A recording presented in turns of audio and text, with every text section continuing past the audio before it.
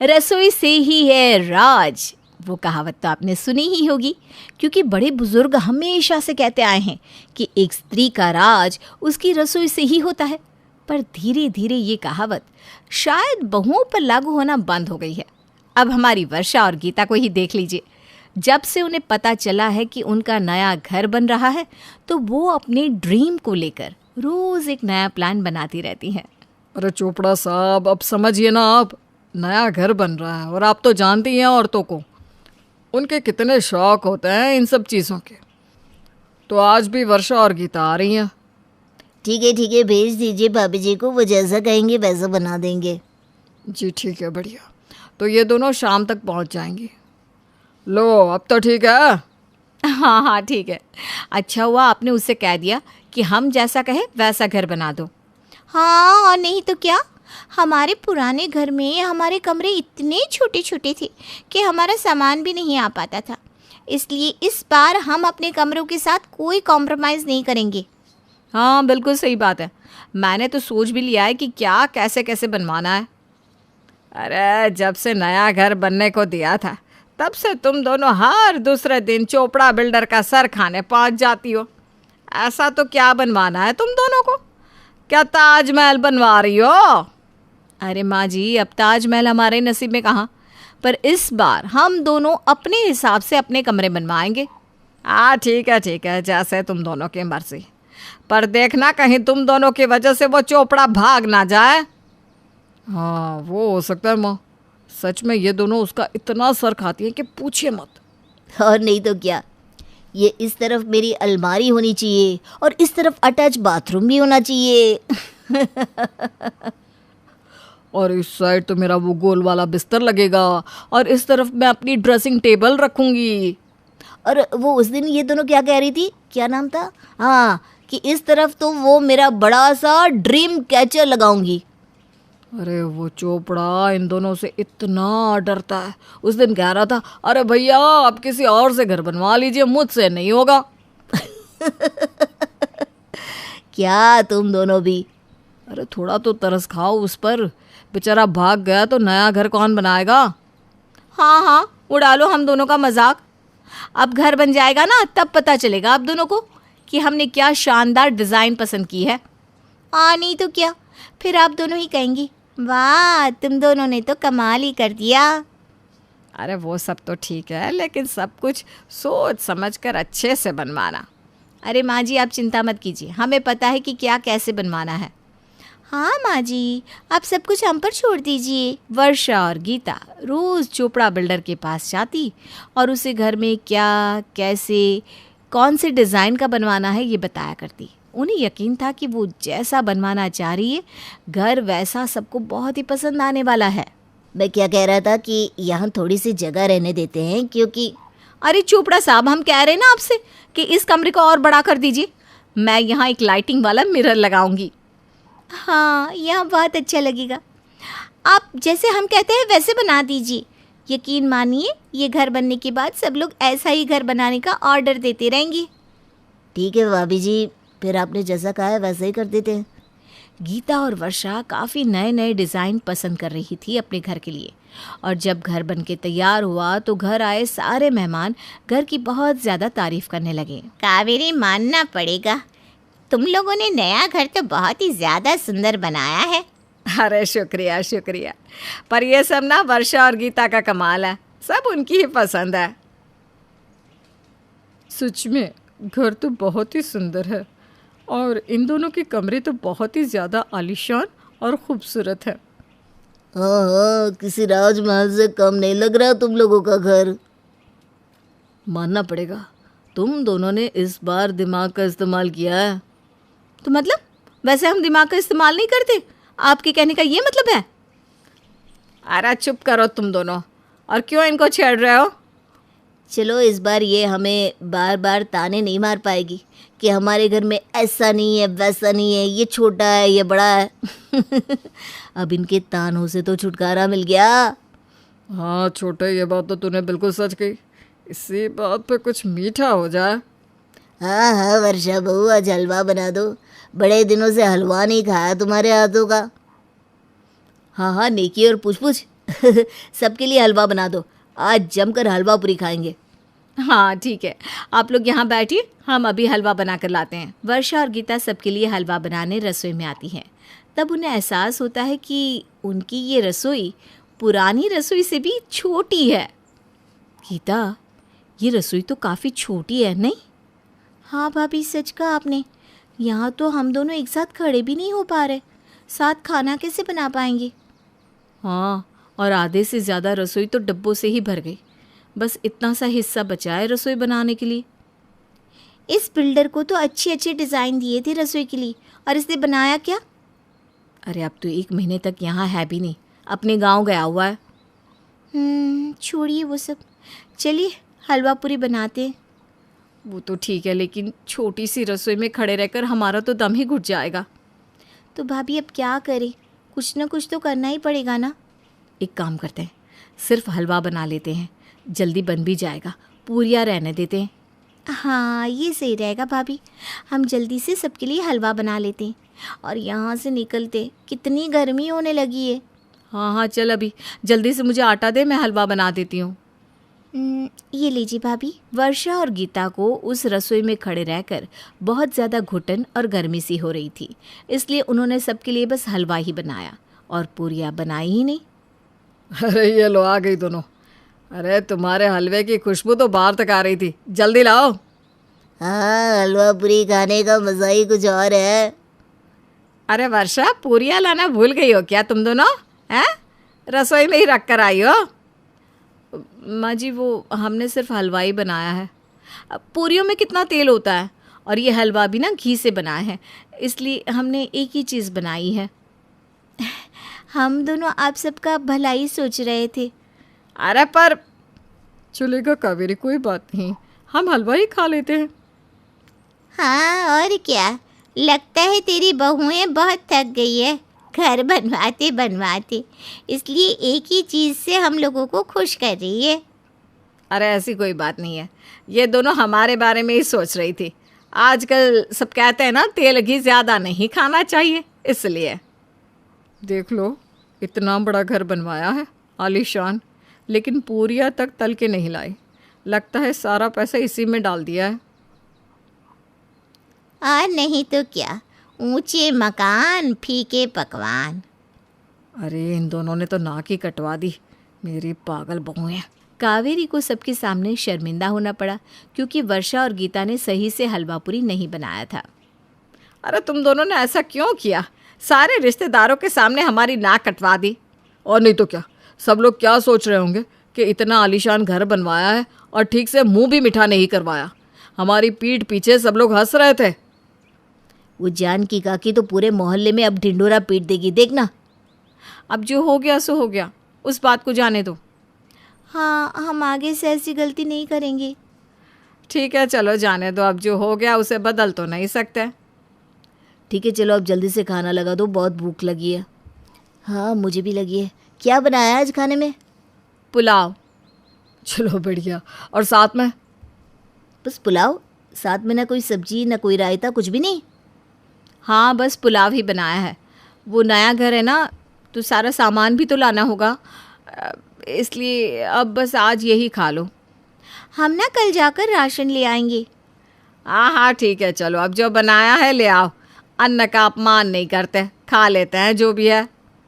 वर्षा और गीता रसोई में ज़्यादा देर तक खड़ी नहीं हो पा रही थी, इसलिए उन्होंने अब ये नया तरीका अपना लिया था। अब ये कब तक इन्हें बचाने वाला था ये देखने वाली बात थी। वर्षा और गीता को जैसे ही ये बात पता चली कि अब उनका नया घर बनने वाला है, तो उन दोनों ने अपने नए घर के डिज़ाइन को लेकर बिल्डर का सर खाना शुरू कर दिया था। इस तरह के कमरे, उस तरह का बाथरूम, और उन्होंने सच में बहुत सुंदर डिज़ाइन से कमरे और घर को बनवाया था, जिसे देखकर सारे मेहमान बहुत खुश हो गए थे। लेकिन बिल्डर ने रसोई बनाने पे शायद ज़्यादा कोई ध्यान नहीं दिया था, इसलिए वर्षा और गीता रसोई में ज़्यादा देर तक खड़ी भी नहीं हो पा रही थी। अब उन्होंने जो चीज़ जल्दी से बन जाए वैसा ही खाना बनाना शुरू कर दिया था। अरे भाभी, मैं तो सब्ज़ी काट के थक गई हूँ। यहाँ एक तो रसोई में जगह भी नहीं है और गर्मी इतनी है कि क्या बताऊँ। सही कह रही है तू। यहाँ चाय बनाने आओ तो डब्बे और पतीले में ही जगह भर जाती है। समझ में नहीं आ रहा यहाँ खड़े कैसे हो। मैं तो कहती हूँ जल्दी से कोई खाना बना देते और बाहर निकलते हैं इस काल कोठरी से। सही कह रही है तू। अच्छा क्या बनाए जो जल्दी से बन जाए, फटाफट बता मुझे। खिचड़ी बना देते, कह देंगे कि आज हम दोनों की तबीयत ठीक नहीं थी तो बस यही बना दिया। हाँ ये सही रहेगा, खिचड़ी बन भी जल्दी जाएगी और यहाँ खड़ा भी नहीं होना पड़ेगा। वर्षा और गीता ने खिचड़ी बना दी और रसोई से बाहर निकल आई। और जब सब लोग खाने के टेबल पर पहुँचे तो ये लो मैं दही ले आया हूँ। क्या बनाया है आज? बिरयानी बनाई है क्या जो दही मंगवाई है? खिचड़ी बनाई है, इसलिए खिचड़ी के साथ दही मंगवाई है आपसे। क्या खिचड़ी? पर खिचड़ी कौन खाता है खाने में? अरे आज ना भाभी और मेरी तबीयत कुछ ठीक नहीं थी, इसलिए हमने हल्का ही बना दिया। अरे बीमार तुम दोनों हो, हम थोड़ी ना। मुझे खिचड़ी भी ज़्यादा पसंद नहीं है। अरे मुझे भी पसंद नहीं है। अब खा लीजिए ना, ऐसे अन्न को बर्बाद करना अच्छा लगता है क्या? नहीं तो क्या, खा लीजिए। कभी कभी खिचड़ी भी प्यार से खा लेनी चाहिए, सेहत अच्छी रहती है। चलो अब खा लो, कोई बात नहीं। अब खाना ही पड़ेगा ना, और कोई ऑप्शन भी कहाँ है। वर्षा और गीता को रसोई में खड़े रहने में दिक्कत हो रही थी, इसलिए वो हर बार कुछ ऐसा खाना बनाती जो जल्दी से बन जाए, या उन्हें कुछ भी समझ में नहीं आता तो बाहर से खाना मंगवा लेती। अरे आज फिर से बाहर से खाना मंगवाया? अब हाँ, वो आज ना हमें घर की सफाई करनी थी तो हमें खाना बनाने का समय ही नहीं मिला। अरे उस दिन भी तो तुमने बाहर से ही खाना मंगवाया था, ये कहकर कि आज वक्त नहीं मिला। अरे तो खाना मंगवाया तो है ना, भूखे थोड़ी ना रख रहे हैं आपको। अरे तुम दोनों जानती हो ना कि हम सबको बाहर का खाना इतना पसंद नहीं है। अब कभी कभी तो सब कुछ चलता है मम्मी जी, और इसका स्वाद बहुत अच्छा है, खाकर देखिए तो सही। मुझे ना पेट में दर्द होने लगता है बाहर का खाना खाकर। मुझे तो ये जो बाहर के खाने में इतना तेल और मसाला डालते हैं ना, वही पसंद नहीं है। अब खिचड़ी बनाई थी तो वो भी पसंद नहीं, बाहर से खाना मंगवाया उसमें भी नखरे, तो हम करें तो क्या करें। अरे हमको घर का बना हुआ दाल चावल सब्जी रोटी पसंद है। तुम दोनों को ये बात पता तो है। हाँ, हम तो बस खाना बनाने के लिए है ना। आपके लिए इतना सोचकर बाहर से आप दोनों की पसंद का खाना मंगवाया, उसमें भी आप हमें सुना रहे हैं। अरे ऐसी बात नहीं है, चलो इस बात को छोड़ो, अब खाना खाते हैं, ठंडा हो जाएगा। हाँ हाँ चलो खाना खा लो अभी, और तुम दोनों भी अब ये रोना धोना बंद करो और खाना खाओ। गीता, आज तो इनको कैसे भी करके पटा लिया, आगे कैसे संभालेंगे? अरे भाभी कुछ तो सोचना ही पड़ेगा, अब तो रोज़ रोज़ ये लोग ऐसा नहीं खाना खाने वाले। अरे क्या हुआ, दोनों आपस में क्या बातें कर रही हो? अब कुछ नहीं माँ जी, हम तो बस यूं ही। वर्षा और गीता के बहाने भी अब खत्म होते जा रहे थे। अब वो सोच रही थी कि कैसे इस मुश्किल से छूटा जाए। गीता, मेरे दिमाग में ना एक आइडिया आया है, जल्दी से बताइए ना। मैं सोच रही थी कि हम एक खाना बनाने वाली रख लेते हैं, इससे हमें रसोई में खड़ा भी नहीं होना होगा और घर का अच्छा खाना भी मिल जाएगा। अरे वाह भाभी, क्या आइडिया सोचा है आपने, इससे तो हमारी हर प्रॉब्लम का सलूशन मिल जाएगा। मैं आज ही ना अपनी एक सहेली को कहती हूँ, वो खाना बनाने वाली को यहाँ भेज देगी। हाँ, इससे वो अच्छा खाना बना भी लेगी और हमें रसोई में खड़ा भी नहीं होना पड़ेगा। वर्षा और गीता ने अपनी मुसीबत का हल ढूंढ लिया था। उन्होंने खाना बनाने वाले को बुला लिया। हाँ जी भाभी बताइए, कहाँ है आपकी रसोई? मैं तो ऐसा खाना बनाएगी कि आप सब उंगलियां चाटते रह जाओगे। हर तरह का खाना बना लेती है मैं, गुजराती, पंजाबी, चाइनीज़, सब कुछ बताओ क्या खाना है आपको। अरे वाह, आज तो खाने में मज़ा ही आ जाएगा सच में। वैसे भी इतने दिनों से कुछ अच्छा खाया तक नहीं है। तुम आओ, हम तुम्हें रसोई दिखा देते हैं। हाँ चलिए ना। ये रही रसोई। अरे रसोई कहाँ है, ये तो कोठी लग रही है कोई भाभी जी। अरे नहीं नहीं, यही हमारे घर की रसोई है। क्या ये रसोई है?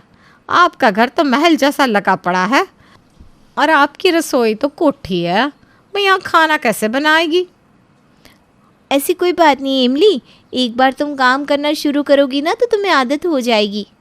अरे नहीं नहीं भाभी जी, मैं नहीं बनाएगी यहाँ खाना, इसमें तो मेरा दम ही निकल जाएगा।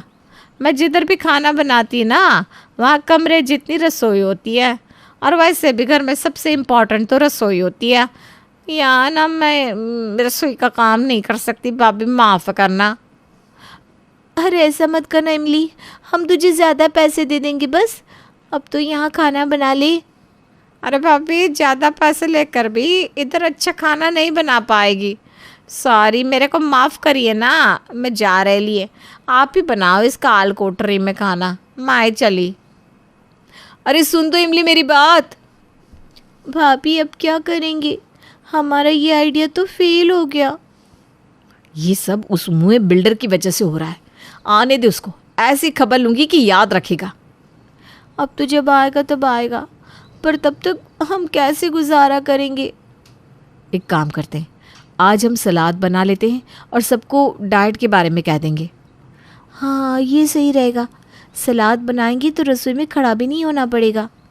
वर्षा और गीता ने एक और बहाना सोचकर आज खाने में सलाद बना लिया। अरे नहीं नहीं, बिल्कुल नहीं, मैं ये बिल्कुल भी नहीं खाने वाला। और मैं भी नहीं। अरे सलाद खाना कितना सेहतमंद होता है, इसीलिए तो हमने आज आप सबके लिए यही बनाया है। तुम दोनों का दिमाग तो ठिकाने पे है, हैं? अरे जब से इस घर में आए हैं हम, तब से तुम दोनों ने ठीक से एक वक्त का खाना तक नहीं बनाया। कभी पुलाव, कभी पराठे, कभी सलाद, क्या है ये सब? और अब बहाने तो बनाना ही मत तुम दोनों, समझी? हमें भी पता लग गया है अब कि तुम दोनों बहाने बना रही हो। हाँ, रोज़ कुछ न कुछ नया ले आती हो। गीता, लगता है इन्हें सच बताना ही पड़ेगा अब। हाँ भाभी, बता ही देते हैं। ये सब ना उस बिल्डर की गलती है, उसने रसोई पे ध्यान ही नहीं दिया। वो रसोई नहीं, काल कोठरी है, इतनी छोटी है कि हम खड़े भी नहीं हो पा रहे हैं। ऊपर से इतनी गर्मी है कि पूछो ही मत, इसलिए हम ऐसा खाना बना रहे थे जो जल्दी से बन जाए और हमें रसोई में खड़ा ना होना पड़े। हाँ, और ये सब ना हमारी गलती नहीं है, बिल्डर की गलती है। वाह भाभी जी, उल्टा चोर कोतवाल को डांटे। अरे चुपड़ा साहब, आप यहाँ। हाँ, जब मुझे पता चला कि ये दोनों मुझे फ़ोन कर रही थी तभी समझ गया था मैं कि अब तो मुझे यहाँ आना ही होगा। तो आपको रसोई पहले से ही ठीक बनानी चाहिए थी ना। अब दोनों ने अपने अपने कमरे की साइज़ को इतना बड़ा करवा दिया कि रसोई के लिए आपने जगह ही बाकी नहीं रखी।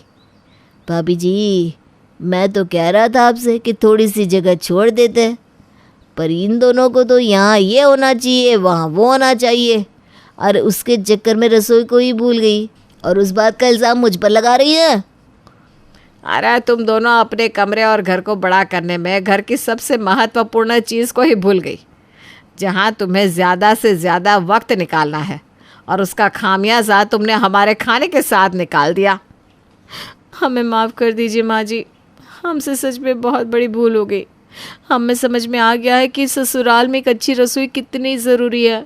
हाँ बिल्डर साहब, आप प्लीज़ इस रसोई को अच्छे से फिर से बना दीजिए ना, और हमारे कमरे छोटे कर दीजिए। हम पूरी ज़िंदगी इस छोटी सी रसोई में नहीं निकाल सकते। हाँ, हम भी नहीं निकाल सकते ये ज़िंदगी रोज़ रोज़ खिचड़ी खाकर। और सभी लोग हंसने लगते हैं। एक शहर में आहाना अपनी सास और पति के साथ रहती थी। उसका पति शहर से बाहर रहता है। आहाना की सास कनक के सिर में बहुत सारी जुएं हैं। आहाना को ये बिल्कुल भी पसंद नहीं है। आहाना की सास कनक सो रही थी। आहाना ने बाहर से एक बार्बर को बुलाया और अपनी सास का सर गंजा कर दिया। तभी कनक की भी नींद खुल गई। ये सब क्या किया तुमने? अरे आपके सर में इतनी सारी जुएं हैं, मैंने तो इनका इलाज किया है। अरे मेरे सुंदर सुंदर बाल काट दिए, मुझे गंजी कर दिया। अरे शुक्र मनाओ कि बाल काटने के बाद भी घर में रखा है, मैं आपको घर से बाहर भी तो निकाल सकती थी। तभी कनक को याद आने लगा कि कैसे 25 साल पहले उसने भी अपनी सास को जुएं की वजह से घर से निकाला था। एक शहर में राजीव अपनी माँ कुसुम और पत्नी कनक के साथ रहता था। राजीव एक बड़ी कंपनी में जॉब करता था, तो उसका शहर से बाहर आना जाना रहता था, इसलिए वो घर कम आता था। एक दिन राजीव फिर से कुछ दिन के लिए शहर से बाहर जा रहा था। कनक, तुम माँ का इस बार भी अच्छे से ध्यान रखना। माँ का ध्यान मैं ही तो रखती हूँ, कोई बाहर से तो आता नहीं है। अरे तुम ऐसे चिढ़ क्यों जाती हो? तुम्हारी माँ दिन भर मेरे पीछे शोर करती रहती है, लेकिन मैं सब सहती हूँ ना।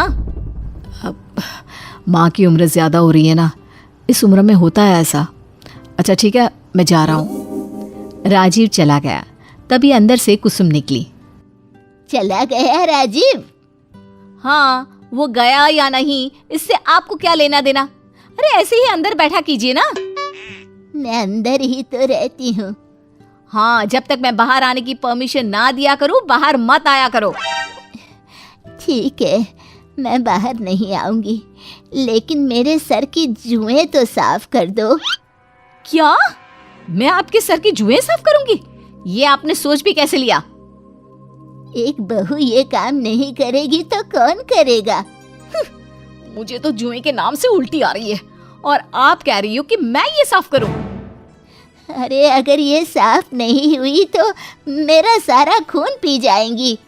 मैं तो चाहती हूँ कि ये आपका खून पिए, कम से कम मेरा खून तो बचेगा। अरे बुढ़ापा। कुसुम को अपने ऊपर दया आने लगी और वो खूब रोई। ए बुढ़िया, यहाँ रोना बंद करो, मेरे घर में रोने से अशुभ हो जाएगा। आज कुसुम कुछ भी नहीं बोल पा रही थी। कनक ने कुसुम को एक कमरे में बंद कर दिया। कुसुम लगातार रो रही थी। कनक ने अपनी सास को खाना भी नहीं दिया था। कनक ने उसे घर से निकालने का प्लान बनाया। मेरे पास अब अच्छा मौका आया है। अब इस बुढ़िया को यहाँ से निकालना ही मेरी पहली प्राथमिकता है। एक दिन सुबह सुबह कनक ने कुसुम से कहा कि अब वो यहाँ ना रहे। अब बुढ़िया, मैंने वृद्धाश्रम का सारा इंतजाम कर लिया है, अपना सामान पकड़ो और यहाँ से निकलो। मुझे घर से मत निकालो बहू, मुझे तुम सबके साथ रहना है।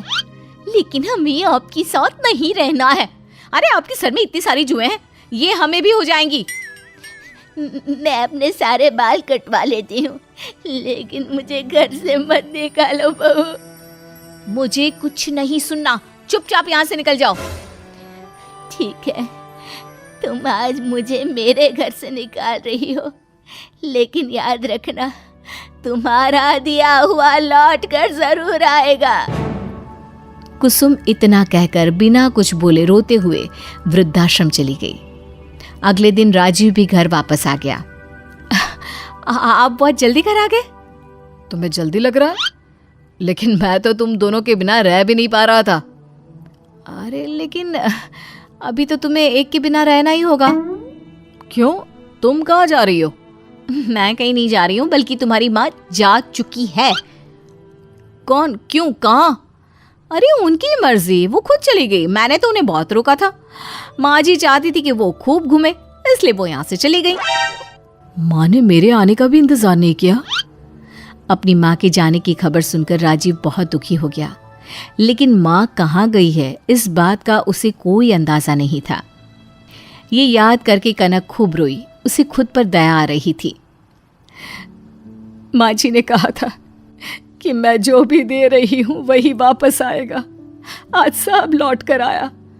माँ जी ने कहा भी था कि मैं उनके सारे बाल काट दूँ, लेकिन उनको घर से ना निकालूं, और इसने ज़बरदस्ती मेरे बाल काट दिए। मुझे अपनी सास के साथ ऐसा नहीं करना चाहिए था, बल्कि उनकी सेवा करनी चाहिए थी। अब मैं ये चेहरा लेकर कहाँ जाऊँ? वृद्धाश्रम जाओ। हाय मेरा नसीब, जिसके लिए सब कुछ किया, आज वहीं से मुझे जाना होगा। अगर बाहर भेजना ही था तो मेरे बाल क्यों काटे? ताकि आप किसी और के सर में जूं ना फैला सको। अब जब बाल कट ही गए तो मुझे घर में रहने दो ना बहू। तुम जो कहोगी मैं करूँगी। सास की बात सुन बहू सोचती है और उसे घर में ही रहने देती है। आज कनक को खुद पर बहुत गुस्सा आ रहा था। उसे अपने किए पर पछतावा हो रहा था।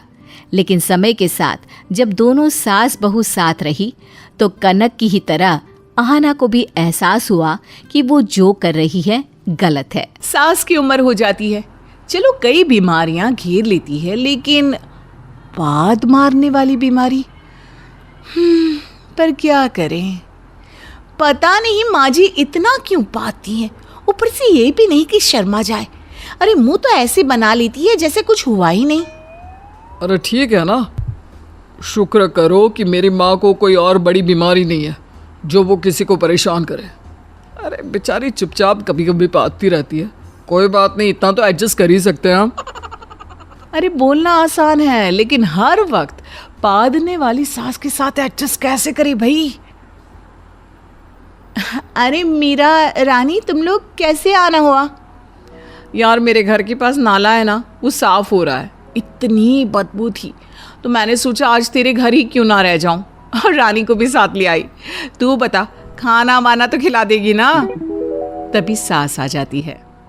आ रही है दोनों, फिर आ गई। माना तुम लोगों के ससुराल में कोई नहीं है, पर यह क्या रोज रोज मुंह उठाकर यहाँ आ जाती हो? लता, ज्यादा मुंह ना लगाया कर इन लोगों को, ठीक नहीं लगती है मुझे। सॉरी यार, वो माँ जी ना थोड़ा कड़वा बोल देती है, लेकिन मन की बात साफ है। आओ ना, आओ अंदर। दोनों लता के साथ अंदर जाती है, जहाँ वो देखती हैं कि ढेर सारा काम फैला हुआ है। अरे क्या हुआ, काम वाली नहीं आई क्या? हाँ नहीं आई, चलो अब दोनों लग जाओ। लता जा, तू थोड़ा आराम कर ले, रात भर मुन्ने ने सोने नहीं दिया बहू को। जा बहू। रात भर नहीं सोई? ओ कोई नहीं, सो जा, हम तेरी सहेलियाँ तेरे लिए ही तो है। हाँ आंटी जी, बता दो क्या क्या करना है। लता सास के कहने पर सोने चली जाती है कमरे में। सच्ची बहुत नींद आ रही है। अच्छा हुआ ये दोनों आ गई, मम्मी जी सारा काम करवा लेंगे, मैं थोड़ा सो जाती हूँ। लता तो सो जाती है, लेकिन वहाँ किचन में सास जोर का पाद मारती है। Oh my God! Oh my God, छिपकली देख लिए क्या?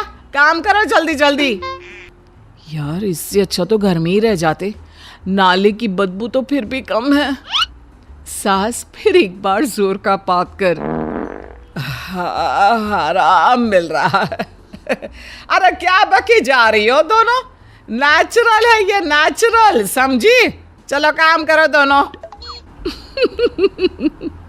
सास, जिसे बहू से बहुत प्यार था, रोज रोज घर आ जाने वाली उसकी सहेलियों से पाद मार मार कर घर का काम करवा लेती हैं। और फिर आंटी जी, पूरा काम हो गया है, आप कहे तो लता से मिलकर हम जाएं। क्या मिलकर जाए? बोला नहीं वो सो रही है, जाओ कल आना। और फिर एक लंबी सी बात, और दोनों सहेलियां घर से साफ शाम को। अरे माँ, वाह, घर तो चमक रहा है, लग ही नहीं रहा कि काम वाली नहीं आई। माँ जी बहुत तेज नींद आ रही थी, सॉरी मैं उठ नहीं पाई। सास जोर से पाद कर। कोई बात नहीं बिटिया, जा चाय बना ले, साथ पीते हैं। लता मुंह बनाकर मन ही मन सोचती है, छी कितनी गंदी बदबू है, कौन पिएगा इनके साथ चाय। माँ जी, मेरा ना मन नहीं है चाय का, आप पी लो। सास अकेली बैठी चाय पीती है कि बेटा आ जाता है। अरे लता क्या बात है, माँ जी को अकेले अकेले चाय दे रही हो? मेरे लिए भी लेकर आओ, मैं भी चाय पीऊंगा। अरे तुम अंदर आ जाओ ना, साथ ही पी लेते हैं। पर बहू तुझे तो नहीं पीनी थी ना? बहू अब क्या बोले, पति के साथ चाय कौन नहीं पीना चाहता, और सास जिसके पास से हर वक्त बदबू ही आती रहती है। हाँ हाँ यहीं ले आओ, साथ ही पी लेते हैं, वैसे भी माँ अकेली बैठी अच्छी नहीं लगती। बहू भी नाक मुंह सिकुड़ कर आ जाती है। क्या हो गया बहू, सब ठीक तो है ना? हाँ हाँ माँ, सब ठीक है। अच्छा मैं खाना बनाने जा रही हूँ।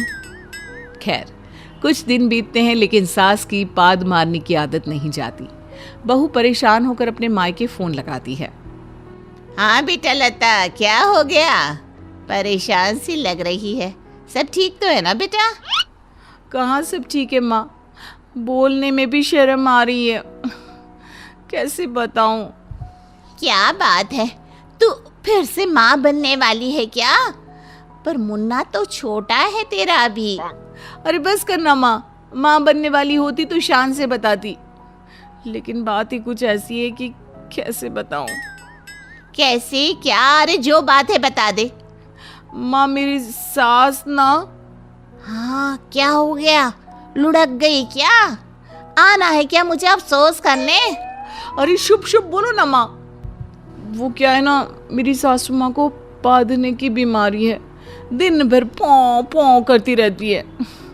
माँ इतनी बदबू कि क्या बोलूं। छी, क्या बात कर रही है लता? ये तो बहुत ही बड़ी बात है बिटिया। तेरी सास को बड़ी गंदी बीमारी है, तो कैसे मैनेज करती है? माँ अब क्या बोलूं, तू बस किसी तरह इसका इलाज बता दे। देख बेटा, पाद आती है पेट की खराबी से। जड़ को पकड़। सास को ना सादा खाना दिया कर, जिससे उसके पेट में गैस ना बने। पराठा ना दिया कर। तले भुने खाने से दूर रख। खाली पेट चाय मत दे। देख खाने पीने पर ध्यान दे, वो ठीक हो जाएंगी। बाकी सास है और क्या बोलूं। समझ आ गया लता को कि अब सास के पों पों की आदत को कैसे रोका जा सकता है। अगले रोज, अरे बहू ये क्या है? ये तो सूखी रोटी है। वो क्या है ना माँ जी, घर में ना घी है ना तेल, तो यही है, खा लीजिए। फिर दोपहर को, माँ जी ये छाछ है, पी लीजिए। और हाँ ये लीजिए बिस्किट, थोड़ी थोड़ी देर में कुछ खाते रहा करिए। अरे पर बिस्किट क्यों? कचौड़ी समोसे ले आ, या फिर पूरी पराठा बना दे। अरे बिस्किट तो कुत्ते खाते हैं। हाँ माँ जी खाते तो कुत्ते ही हैं, लेकिन आपकी तरह हर वक्त पौ पौ नहीं करते रहते। ये बोलकर बहू चली जाती है, लेकिन सास तो सास है, भला जबान से कैसे कॉम्प्रोमाइज कर लेती। बड़ी आई मेरा पौ पौ बंद करने वाली। अरे नेचुरल है, गैस बनती है भाई, आप लोगों की भी तो बनती होगी ना, है? खैर दिन बीतते हैं, फिर एक रोज बहू के घर वाले आते हैं। कैसी है बहन जी? सब ठीक तो है ना? गैस वैस लीक तो नहीं होती ना अब आपकी? कैसी गैस? हम लोगों के घर तो पाइपलाइन है ना। हाँ वो तो है ही, लेकिन मैं तो किसी और गैस की बात कर रही थी। खैर ये लीजिए कार्ड, लता के भाई की शादी है, जरूर से आना है आप सभी लोगों को। कैसी बात कर रही हैं? ये तो घर की ही शादी है। बहू, ए बहू, देख तेरी माँ आई है, जरा 2-4 गर्मा गर्म आलू के पराठे। अभी वाक्य पूरा भी नहीं हुआ था कि सास की जोर की पाद निकल जाती है। ओए पिट्टे मुंह, बस करिए बहन जी, अब क्या खाना क्या पीना। कार्ड काफी है और वक्त कम है, हमें इजाजत दीजिए। अरे नेचुरल है ये तो, बेटे से तो मिलकर जाइए। तभी लता आ जाती है, माँ को देखकर खुश और वातावरण से आ रही बदबू से काफी दुखी। मिक्स सा फेस लेकर माँ के सामने खड़ी हो जाती है। क्या हो गया? माँ को देखकर खुशी नहीं हुई? वरना आजकल की लड़कियां तो मायके वालों को देखकर ही मस्त हो जाती है। माँ समझती थी कि बेटी को क्या हुआ है। रहने दीजिए, उसका कोई कसूर नहीं। आप है ही ऐसी कि आपके साथ जो रहे वो। बेटी बीच में ही माँ को रोक देती है। आओ ना माँ, मेरे कमरे में थोड़ी देर बैठ जाओ ना।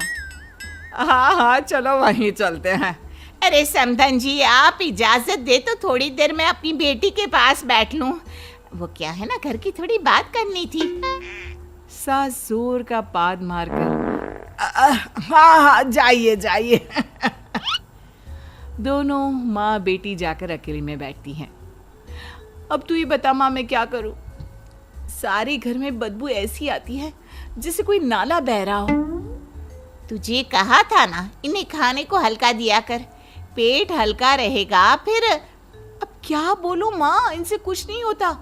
ये हल्का खाने को तैयार ही नहीं है। इन्हें तो हर वक्त पूड़ी पराठा ही चाहिए। और पूरे घर में पूड़ी पराठा महकाती रहती हैं। क्या करूं माँ, मेरी तो जिंदगी ही इनके पाद में निकल रही है। सारा घर बदबू वाला, ना मन से कुछ खाया जाता है ना पिया जाता है। ऊपर से गंदी गंदी आवाज अलग। माँ मुझे भी ले चल अब तो घर, यहाँ नहीं रहा जाता। ये भी नहीं सिखा सकती कि दुआ कर कि सांस निकले परलोक। नहीं नहीं माँ, ऐसा मत बोल। एक काम कर, तेरी सारी परेशानी खत्म हो जाएगी। वो क्या माँ? सुन, घर का माहौल थोड़ा भक्तिमय कर। माँ मैं यहाँ परेशान हो रही हूँ और तुझे पूजा पाठ की पड़ी है। देख, पूरे घर में अगरबत्ती लगाकर महका दे, उसकी खुशबू से तेरा घर महका रहेगा और बात का मन पर कोई असर भी नहीं होगा। वो तो ठीक है माँ, और आवाज? अरे गायत्री मंत्र का जाप लगा दे, सारा दिन गायत्री मंत्र बजेगा तो ध्यान कहीं जाएगा ही नहीं। क्यों, सही है ना? बहू अब समझ जाती है कि माँ ने उसे अब इस परेशानी से बाहर निकाल दिया है। अब तो सास सारा दिन वो नेचुरल वाला पोपो करती रहती है, पर घर में बजते गायत्री मंत्र से ना किसी के मन पर असर पड़ता है, ना किसी के तन पर, और अगरबत्ती से घर और मन महकते रहते हैं।